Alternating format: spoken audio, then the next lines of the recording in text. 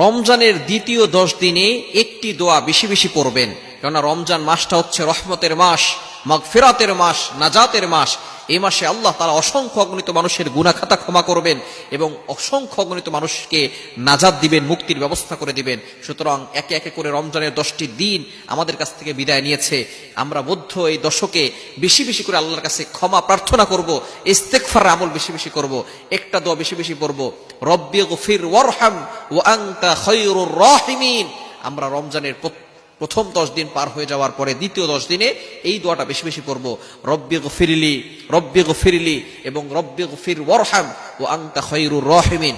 যারা বড়টা পড়তে পারবো না, ছোটটা পড়বো, রব্বিগফিরলি, অথবা আল্লাহর কাছে ক্ষমা চাইবেন, আল্লাহ আমাকে ক্ষমা করে দাও।